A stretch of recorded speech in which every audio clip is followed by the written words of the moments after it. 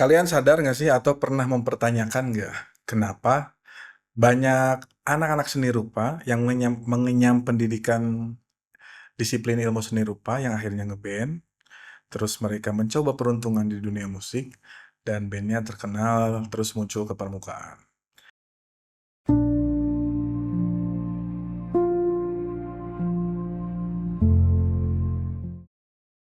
Di Indonesia ada gelombang dari band-band seni rupa IKJ, seperti misalnya Naif, Club Ektis, Rumah Sakit, The Adams, atau Goodnight Electric.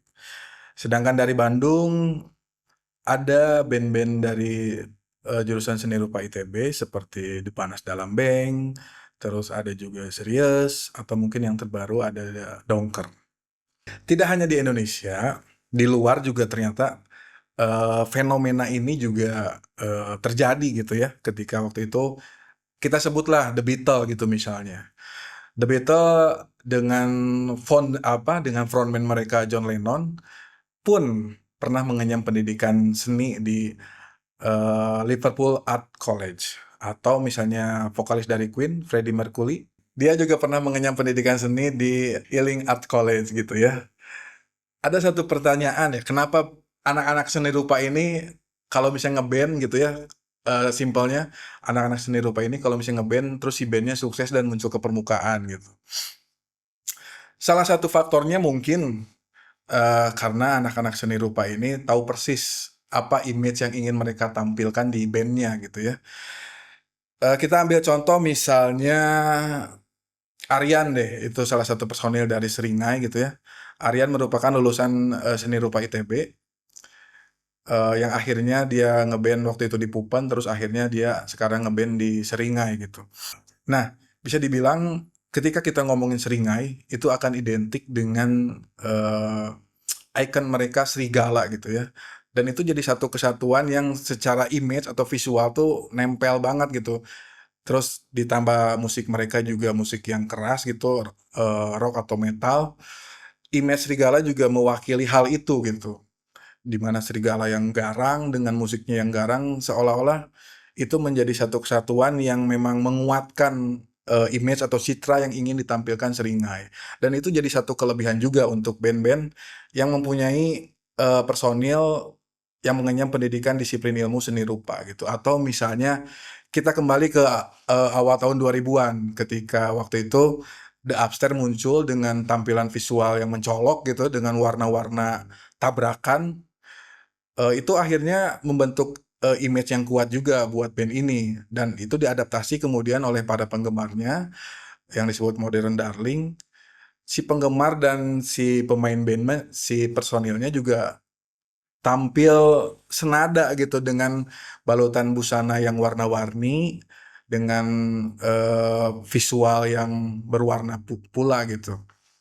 Atau misalnya Good Night Electric yang waktu itu tampil secara sporty dengan musik elektronik mereka gitu. Hal itu jadi satu kesatuan yang membuat penggemar atau penikmat musiknya mendapatkan paket komplit gitu. Tidak hanya musiknya yang menarik atau terasa relate dengan para penggemarnya, mereka juga disatukan itu relate dengan visual yang ditampilkan band idolanya gitu.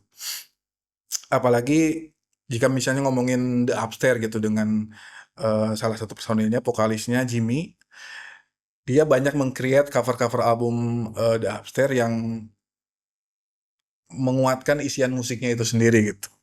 Atau misalnya ketika Naif dan White Shoes and the Couples Company tampil, mereka seolah membawa para penikmat musik kembali ke era 60-an, 70-an dengan citra yang mereka tampilkan tidak hanya di ilustrasi atau di artwork yang mereka tampilkan, tapi juga di fashion yang mereka kenakan gitu. Atau misalnya Club Actis pada era awal kemunculannya, mereka juga meng-create nuansa 80-an di visual dan di tatanan kostum mereka saat manggung gitu. Hal itu akhirnya menjadi satu kesatuan yang dinotis orang dan diingat gitu.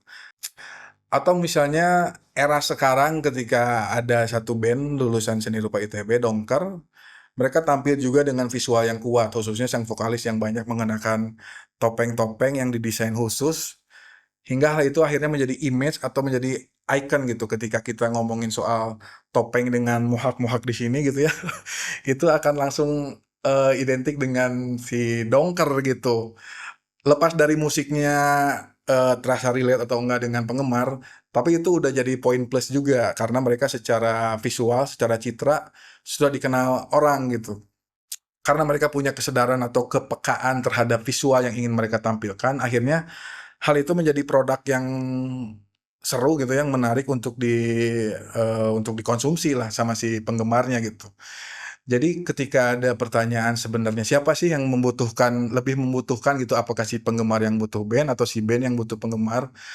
Rasanya hal itu menjadi, si penggemar yang membutuhkan band. Karena si penggemar jadi seakan-akan mencari karakter atau mencari sesuatu visual secara image, citra, yang bisa identik dengan dirinya, mewakilkan dirinya gitu. Misalnya ada yang merasa, karakter dirinya tuh, rebel gitu ya, ingin sesuatu yang, melawan atau misalnya, ada satu bentuk, pemberontakan gitu misalnya. Ketika ada visual serigala yang ganas gitu, mereka merasa, "Nah ini nih, visual ini yang karakternya cocok sama gua," gitu misalnya. Atau misalnya ada karakter orang yang ngerasa dirinya, cheerful, colorful, itu mungkin akan menemukan hal itu di merchandise-nya The Upstairs atau misalnya, Goodnight Electric gitu ya. Nah, hal itu jadi satu bentuk, kesinambungan dan bentuk jadi satu ekosistem yang, menarik karena di sana ada selain musik juga ada seni visual atau seni rupa yang menguatkan ekosistem itu gitu. Nah, mungkin hal itu yang akhirnya menjawab pertanyaan di awal tadi, kenapa banyak, anak-anak seni rupa yang ngeband, terus bandnya bisa muncul ke permukaan dan diterima. Mungkin karena mereka berhasil menampilkan tanda kutip "paket komplit" gitu ya, ke permukaan. Jadi si penggemar tidak hanya, terpuaskan dengan musiknya, tapi juga, si penggemar bisa mendapatkan experience lebih dari visual yang ingin mereka yang si band-band tersebut tampilkan. Tidak hanya di merchandise atau di cover album, tapi juga di, visual saat mereka manggung gitu. Tanpa bermaksud untuk mendeskripsikan anak-anak musik yang ngeband gitu ya, atau misalnya di luar seni rupa yang ngeband, mungkin, jika harus menjawab pertanyaan kenapa banyak band-band dari anak-anak seni rupa ini yang, sukses gitu, mungkin salah satunya itu, karena mereka berhasil menampilkan paket komplit tidak hanya musik, tapi juga visual. Sampai ketemu lagi di Trebescope episode selanjutnya, tentunya dengan pembahasan-pembahasan seputar musik yang menarik untuk diangkat ke permukaan.